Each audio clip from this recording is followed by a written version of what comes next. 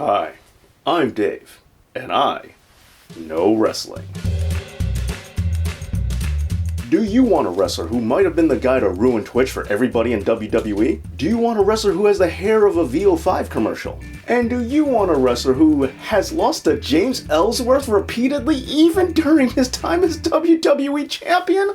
Then allow me to introduce to you the practitioner of always jumping style, actually Japanese style, almost Joey Styles, who wasn't against jobbing on a jacked episode against another jobber, my client for Dave Knows Wrestling's honest promos, the not Paul Heyman guy, the face that ran TNA right into second place, Wendy's husband, Alan Jones, or AJ Styles.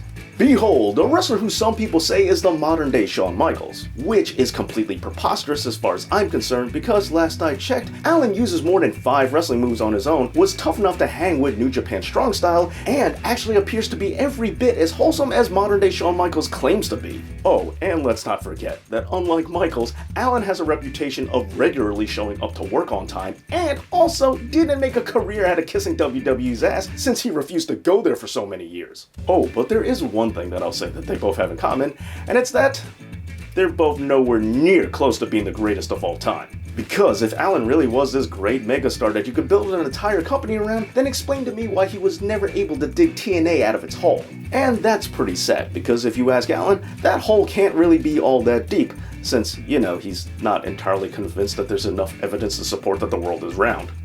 But you know what? That's not important, because no matter what, he's always going to be loved by the smart community. The smart community?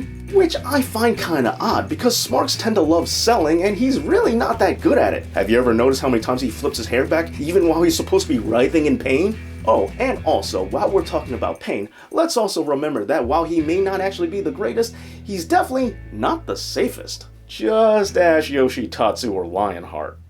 You know what? Too real. Let's back this up and focus on his career as an entertainer, because he really does have some deplorable mic skills, and how could we not mention the Claire Lynch storyline, where a woman who he was trying to help claimed that he was the father of her child. Meanwhile, she was never actually pregnant and just did it to ruin AJ's reputation, and indirectly outside of kayfabe, well, mission accomplished. But enough about that, because Alan has moved far past Dixie Carter's TNA, and after all of the places that he's wrestled for, many WWE fans today think of him as their idea of a Japanese wrestler.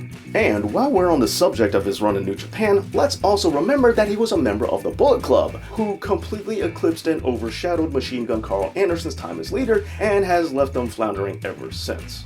Oh, but that's right, despite that, Anderson is still Alan's very good friend. After all, Alan was completely furious with Paul Heyman and blamed him as the reason why Gallows and Anderson got fired, and was also mad because he then lied about it. But hey, look, I know Paul Lee definitely has a reputation for not being the most honest person, but let's not pretend like Vince McMahon wasn't the one who ultimately made the call, and really isn't known for telling the truth himself either. In the end, if you want a wrestler who claims that SmackDown is the house that AJ Styles built, even though it's named after one of The Rock's catchphrases, a wrestler who avoids looking like a 12-year-old boy by having the haircut of a middle-aged woman, and a wrestler who is probably going to be the last person in WWE to ever win a major title at a house show, then allow me to present to you my client for Dave Knows Wrestling's honest promos, the flat nominal one, the Alan Porasu Project, Opum Gaijin Style, Alan Jones, or AJ Styles.